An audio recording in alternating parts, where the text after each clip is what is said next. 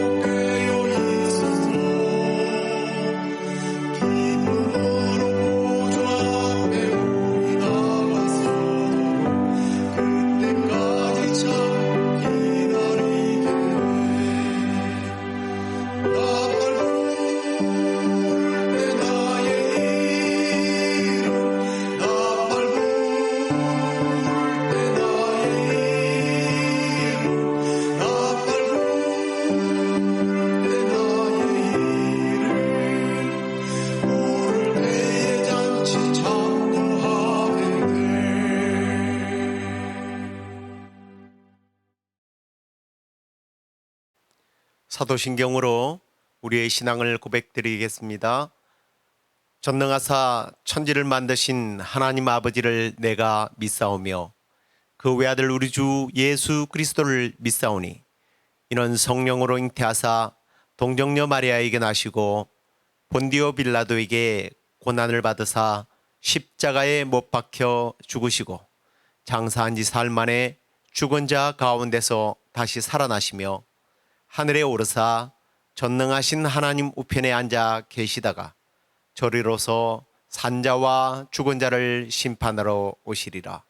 성령을 믿사오며 거룩한 공회와 성도가 서로 교통하는 것과 죄를 사하여 주시는 것과 몸이 다시 사는 것과 영원히 사는 것을 믿사옵나이다.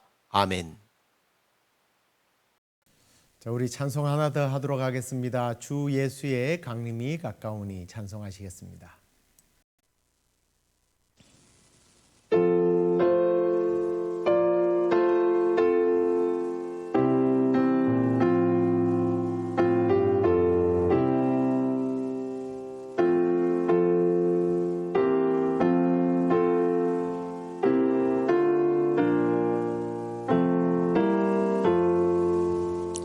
주 예수의 강림이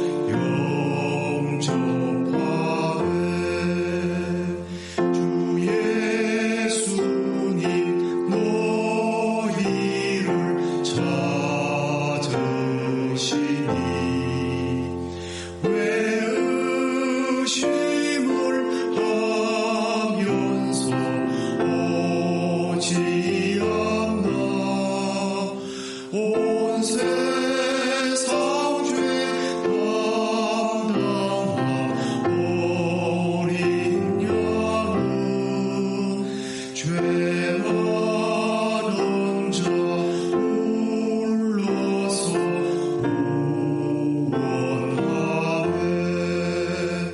이 세상이 즐기는 죄물로는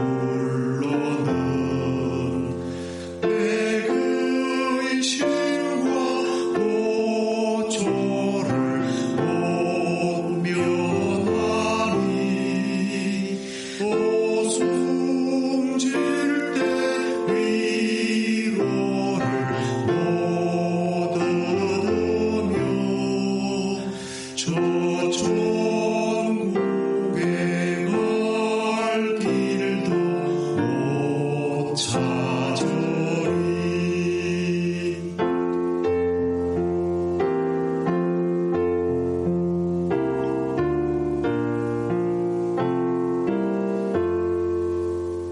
내 아버지 주시는 생명 양식 다 배불리 먹고서 영생하라. 곧 의심을 버리고 주께 오면 그 한없는 자비를 힘입으리.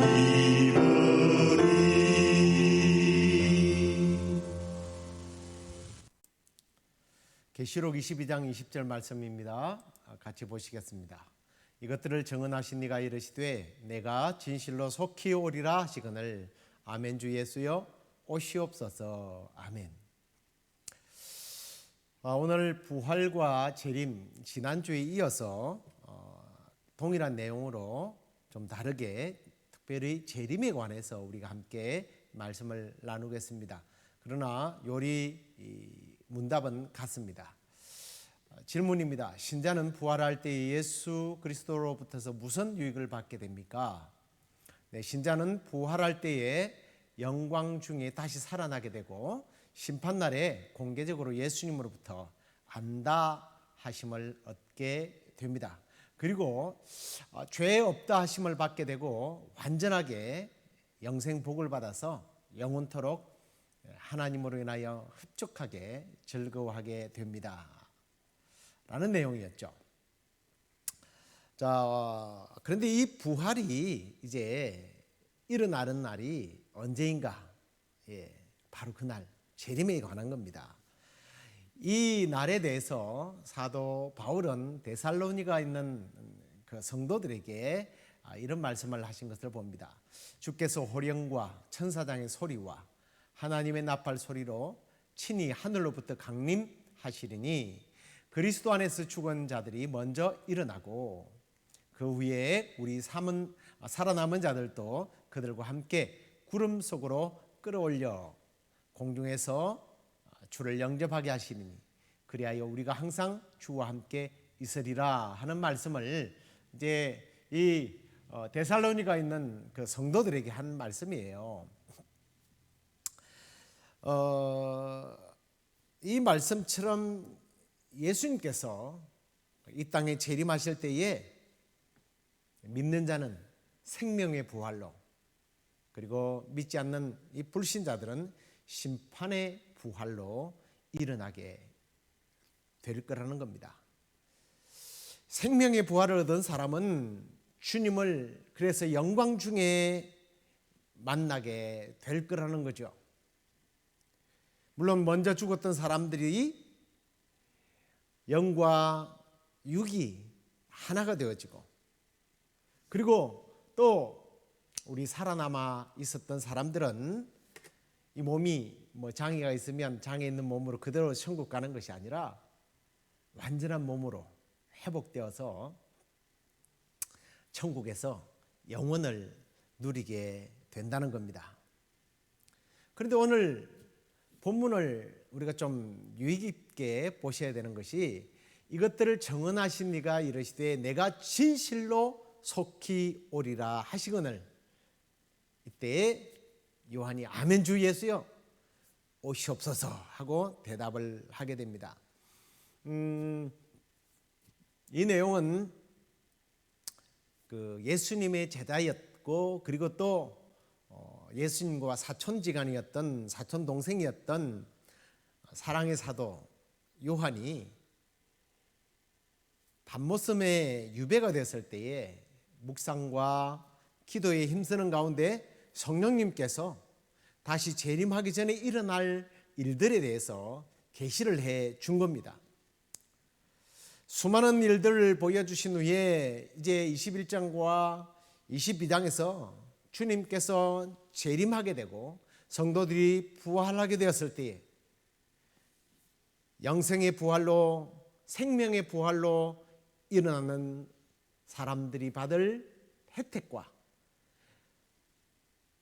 심판의 부활로 일어난 자들이 겪게 되는 그런 비극을 주님께서 이야기를 다 해주신 다음 마지막으로 내가 진실로 속히 오리라 라는 음성을 들려주었을 때에 요한이 마라나타 아멘 주 예수여 오시옵소서 하고 고백했던 내용입니다.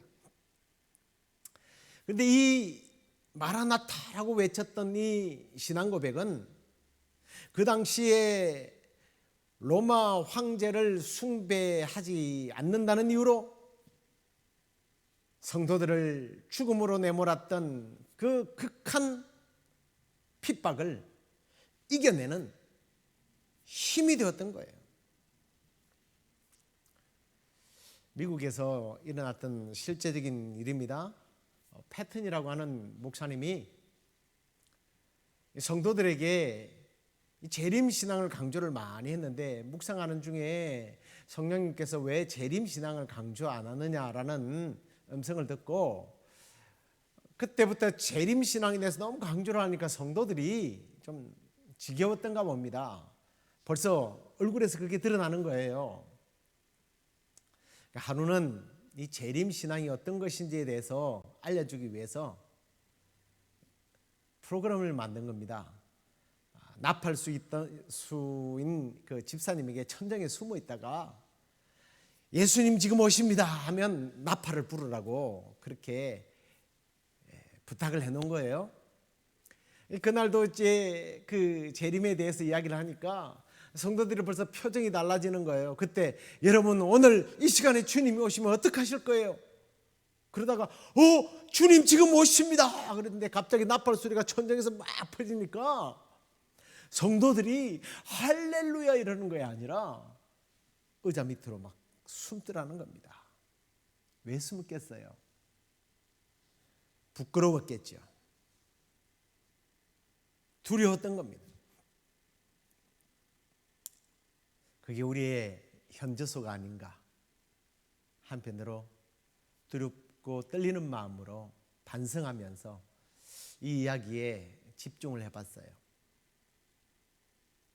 예수님께서 이 땅에 사역을 하고 계셨을 때에 마태복음 23장에 보면 바리새인과 서기관들에 대해서 화 있을진자고 심히 책망을 하신 다음에 그 성전에서 떠나가시면서 마태복음 24장에 보면 저 성전이 돌 하나도 돌 위에 남지 않을 것이다 라는 예언을 하게 됩니다. 그랬더니 제자들이 이런 질문을 해요. 어느 때에 이런 일이 있겠사오며 또 주의 임하심과 세상 끝에는 무슨 징조가 있겠습니까? 라고 느닷없는 질문을 하게 됩니다. 아니 성전이 무너지는 것과 세상이 끝나는 것과 무슨 연관이 있길래 이런 질문을 했을까요? 근데 이게 우리식의 질문이에요. 이건 그 당시 사람들은 성전이 무너지면 세상이 끝나는 줄로 알았습니다. 그래서 그런 질문을 한 거예요. 그랬더니 예수님은 그 예루살렘 성전이 무너지는 것에 대한 이야기가 아니라 이 땅의 역사가 끝나는 이야기를 하신 거예요. 그러면서 마지막 때가 되면 적 그리스도가 나타나서 미혹을 할 것이고 나라와 나라들이 전쟁이 일어나고 자연재해가 기근과 지진과 같은 현상들이 일어나며 많은 그리스도인들이 환난과 미움을 받게 될 것이다. 그러나 그것이 끝이 아니다. 진짜 끝은 모든 열방과 민족에게 복음이 전파되는 때이다라고 말씀을 합니다. 그러면서 마태복음 24장 31절에 주님은 이런 말씀을 하세요. 그가 큰 나팔 소리와 함께 천사들을 보내리니 그들이 그의 택하신 자들을 하늘 이 끝에서 저 끝까지 사방에서 모을 것이다. 아까 우리가 읽었던 데살로니가전서 4장 16절과 17절에 권고한 사도 바울의 권고가 바로 여기에서 나온 거예요. 그런데 그때 주님께서 주의사항을 제자들에게 말씀합니다. 그게 뭐냐 하면 42절에 보면 주님 그렇게 말씀하세요. 깨어 있으라. 어느 날에 내가 임할는지 알지 못한다. 깨어 있으라는 말을 합니다. 깨어 있는 삶이 어떤 삶인지에 대해서 예수님께서 이제 45절부터서 비유로 말씀하시는데 충성된 종과 악한 종에 대한 비유입니다. 구체적으로 문맥상에는 그런 이야기가 나와 있지 않습니다만 그 내용을 보면 주인이 여행을 가면서 집안의 대수사를 다 이 종에게 맡기고 여행을 가버렸어요. 근데 이 충성된 종은, 이 지혜로운 종은 주인이 있건 없건 언제 돌아오는 건 뭐 이거 관심 없고 내일이라도 돌아온다는 그런 마음으로 자신에게 주어진 일을 잘 감당했어요. 그랬더니 주인이 돌아와서 칭찬을 하고 그 소유 맡은 것을 다 그에게 그냥 주어버리는 복을 누리게 됩니다. 그런데 이 악한 종은 보십시오. 주인이 늦게 올 거라고 생각하고 악행을 저질렀어요. 말씀을 보십시오. 동료들을 때리며 술 친구들과 더불어 먹고 마셨다. 그러자 주님께서 이렇게 말씀하십니다. 생각하지 않은 날 알지 못하는 시각에 주인이 나타나서 그를 때리고 벌하며 쫓아냅니다. 그랬더니 그는 슬피 울며 이를 갈았던 이야기를 해줍니다. 왜 주님이 이런 이야기를 했을까요? 마지막 때를 이야기하면서 이 이야기를 한 것은 바로 재림을 망각하지 말라는 얘기 아니겠습니까? 말세에 대해서 망각하지 말라는 거예요. 오늘날 얼마나 많은 사람들이 재림을 잊고 살고 있느냐 하는 겁니다. 이게 안 믿는 사람들의 이야기다라고 생각하면 큰 오해입니다. 분명히 교회에 출입하는 사람이에요. 자기는 예수를 믿는다고 입으로 시인한 사람들이란 말이에요. 그런데 왜 이들은 망각하고 살아요? 현실주의자가 되었기 때문입니다. 이 사람들은 말세에 대한 주님의 말씀을 잊어버리고 현실에 취해서 현실에 만족하고 먹고 마시고 엔조이하는 일상생활을 즐기다 보니까 거기에 정신이 팔려서 주님이 온다고 하는 사실을 망각해버린 거예요. 어쩌면 이들은 롯의 사유와 같지 않을까라는 생각도 봅니다. 롯이 곧 이 도성이 유황불로 심판을 받는다는 이야기를 할 때에 농담으로 여겼지 않습니까? 지금이 마지막 때입니다라고 말해도 아유 무슨 소리 이거예요. 이들은 종말에 대한 설교를 해도 관심이 없어요. 근데 더 웃기는 이야기는 심지어 이번에는 마라나타 아멘 주 예수여 하며 고백하며 찬양한다라는 거예요. 손 들고 찬양한다라는 거예요. 그런데 주님이 지금 당장 이 땅에 오시는 것은 싫어해요.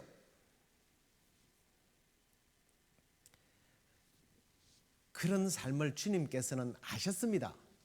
그래서 이어서 마태복음 24장 37절 39절에 보면 이런 말씀을 해요. 노아의 때와 같을 것이다. 인자가 올 때 노아의 때와 같을 것이라는 거예요. 그러면서 예수님이 이런 말을 하십니다. 홍수전에 노아가 방주에 들어가던 날까지 사람들이 먹고 마시고 장가들고 시집가고 있으면서 홍수가 나서 그들을 다 멸하기까지 깨닫지 못했던 것처럼 인자의 임함도 재림할 때도 이와 같을 것이다.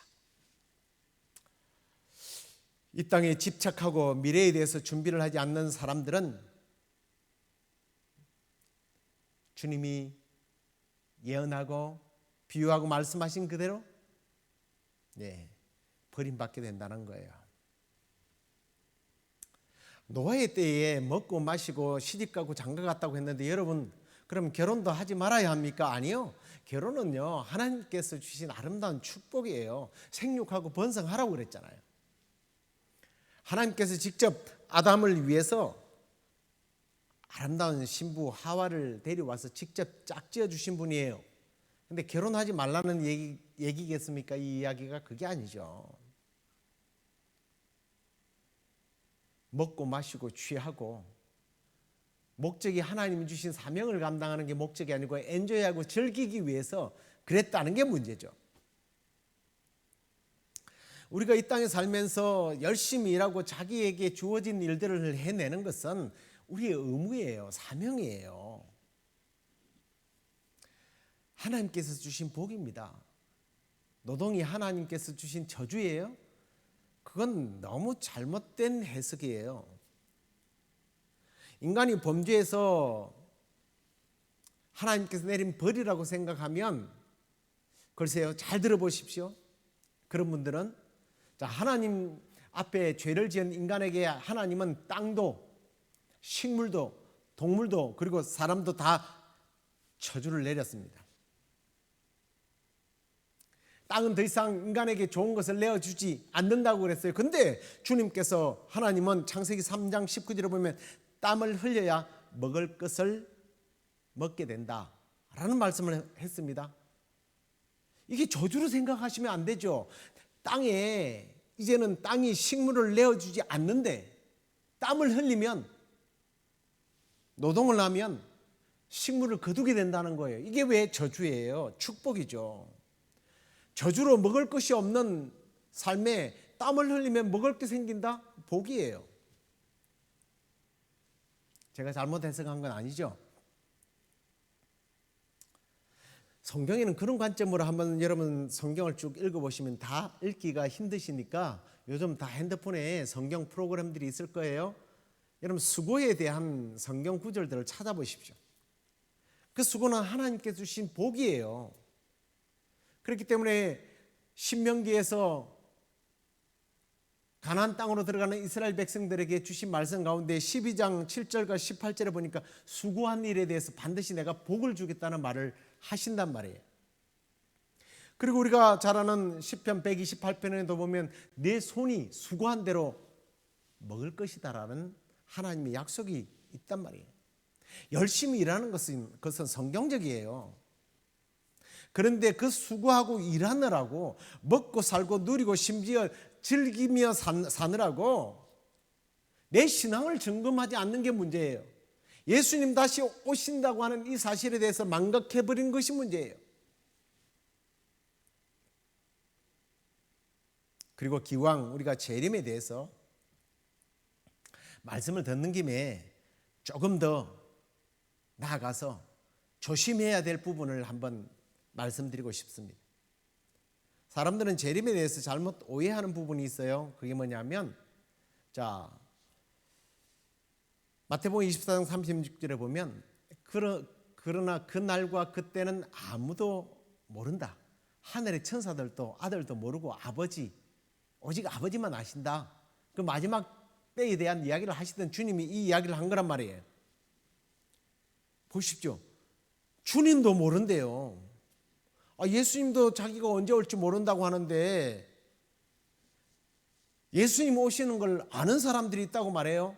여러분 정말 단언컨대 저는 확신 있게 얘기해요. 예수님이 언제 오시는지 재림에 대해서 안다는 자들은요 사탄이에요. 사탄이 아니라고요? 그러면 사탄의 추종자죠.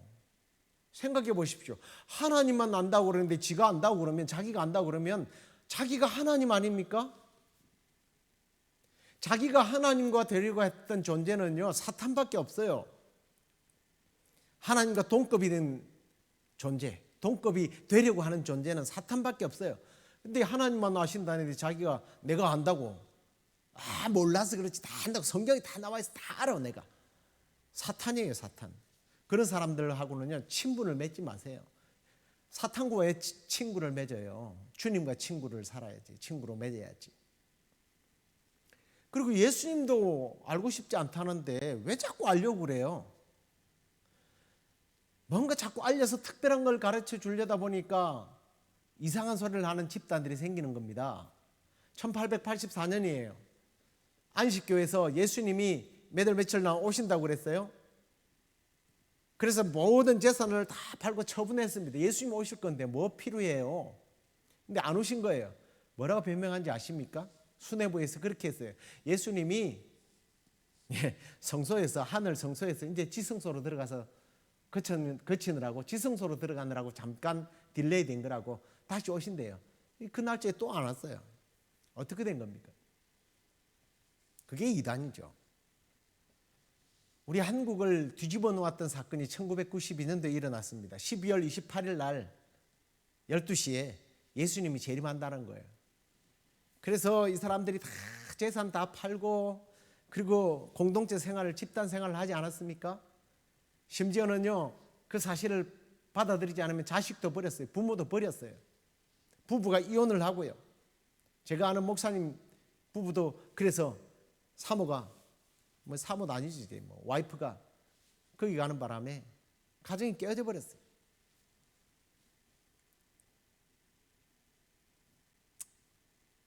이건 너무나 잘못된 해석이에요. 누구도 알 수 없어요.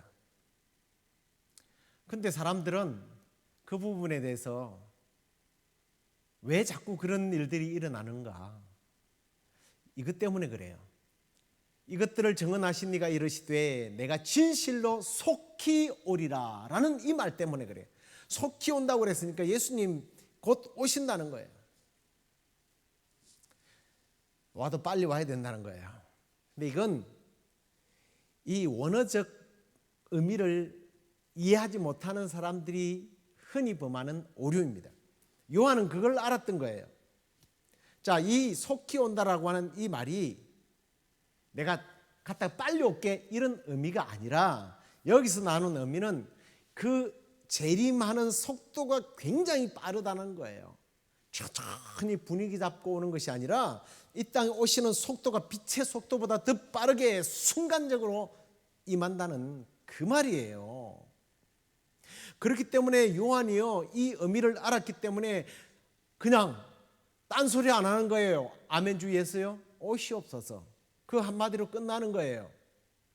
우리식으로 해석하면 요한이 죽을 때가 돼가는데 예수님이 안 오신단 말이에요. 속히 온다고 그랬는데. 그럼 어떻게 돼요? 외전을 써야 돼요. 제2의 요한계시록이 나와야 됩니다. 뭐라고 해야 돼요? 안 오네. 왜 안 오지? 다시 언제쯤 올 거야? 이렇게 써야 돼요. 그게 아니잖아요. 주님 속히 오신다는 의미가 어떤 것인지 잘 아셔야 돼요. 근데 주님이 아무튼 그렇게 빨리 안 오시잖아요. 근데 왜 빨리 안 와요? 베드로후서 3장 8절에 보면 주님께서 하루가 천년, 천년이 하루같이 주님의 날이에요. 근데 베드로는 그 부분에 이렇게 해석을 합니다. 너희를 대하여 오래 참으사 아무도 멸망하지 아니하고 회개하기에 이르기를 바라는 주님께서는 하루가 천년, 천년이 하루같이 기다리신다는 거예요. 예수님께서 마태복음 24장 14절에도 그 말씀을 하셨지 않습니까? 복음이 모든 민족과 열방에게 전파되어 복음을 듣지 못했다고 원망하는 자들이 없을 때에 그때까지 오래 참고 기다리신다는 거예요. 그런데 놀랍게도 이 재림신앙에 확고했던 사람, 우리 믿음의 선배들은요, 그 어떤 상황에서도 이 재림신앙으로 이겨나갔던 거예요. 그 고통, 죽음 앞에서, 굶주림 앞에서, 질병 앞에서도 재림신앙으로 버텼던 거예요. 저희 어머니가요, 죽기 며칠 전까지도 자기는 안 죽고 천국 간대요. 내가 살았을 때 주님 오실 거라는 거예요. 근데 왜 저런 이야기를 하지? 지금 느껴보면 정말 그 재림신앙 때문에 그 어머니가 그토록 핍박받고 매맞아가면서 머리에 온 머리에 흠집이에요. 어머니는 상처투성이에요. 핍박을 이겨낼 수 있었던 힘이 그게 있었던 거예요. 재림신앙을 가진 사람들은 세상과 결코 타협하지 않는다는 거예요. 이 재림신앙은 고난 속에서도 생명의 길을 계속 걷게 하는 에너지의 원동력이라는 거예요. 지금 고난의 터널을 지나가고 있습니까? 조만간 그 터널을 통과할 것을 믿고 전진해 나가십시오. 이게 재림신앙이에요. 그래서 성경의 저자이신 성령님께서 이 부활과 재림에 관한 증언을 하시다가 고린도전서 15장 58절에 사도 바울의 입을 통해서 이렇게 성도들에게 권고하는 것을 봅니다. 견실하며 흔들리지 말며 항상 주의 일에 더욱 힘쓰는 자들이 되라. 이는 너희 수고가 주 안에서 헛되지 않은 줄을 알미라. 여러분, 흔들리지 마시기 바랍니다. 그리고 주님의 일에 힘쓰시기 바랍니다. 우리 주님 다시 오시는 날 착하고 충성된 종에게 그 모든 것들을 맡겼던 영광을 주었던 것처럼 우리를 위하여 예비한 저 천국을 재림신앙으로 끝까지 믿음을 지킨 사람들에게 주님께서 허락하실 것입니다. 이렇게 부활과 재림신앙으로 무장하고 믿음의 길을 끝까지 완주해서 주님 오시는 그날 마라나타 아멘 주님 이제 오십니까 하고 주님을 맞이하게 되는 신부로서 주님을 맞이하게 되는 저와 여러분 될 수 있기를 주의 이름으로 축원합니다. 기도하겠습니다. 아버지, 우리가 그날과 그때는 알지 못하지만 분명히 예수님께서 우리를 위하여 처소를 예비했을 때에 그리고 모든 민족과 열방 가운데에 복음이 퍼져서 그 누구도 변명하지 못할 그때에 하나님의 나팔 소리가 천지를 진동하는 그날 순간적으로 무덤에서 잠자던 자들이 일어나게 되고 또 끝까지 믿음의 길을 포기하지 아니하고 흔들리지 아니하고 주님의 일에 힘쓰며 복음을 위하여 수고했던 자들이 주님을 영광스럽게 맞이할 이 재림신앙, 이 주님 다시 오실 날을 우리가 고대하고 기다리며 오늘도 믿음에 달려갈 길을 최선을 다하여 달려갈 수 있도록 성령님이여 우리를 도와주시옵소서. 혹 믿음이 흔들리는 분들이 있다면 오늘 이 재림신앙으로 다시 회복되는 우리 성도들 되도록 인도하여 주시옵소서. 예수 그리스도의 이름으로 기도드리옵나이다. 아멘. 하늘에 계신 우리 아버지여, 이름이 거룩히 여김을 받으시오며 나라에 임하옵시며 뜻이 하늘에서 이루어진 것 같이 땅에서도 이루어지이다. 오늘날 우리에게 일용할 양식을 주옵시고 우리가 우리에게 죄 지은 자를 사하여 준 것 같이 우리의 죄를 사하여 주옵시고 우리를 시험에 들게 하지 마옵시고 다만 악에서 구하옵소서. 대개 나라와 권세와 영광이 아버지께 영원히 있사옵나이다. 아멘.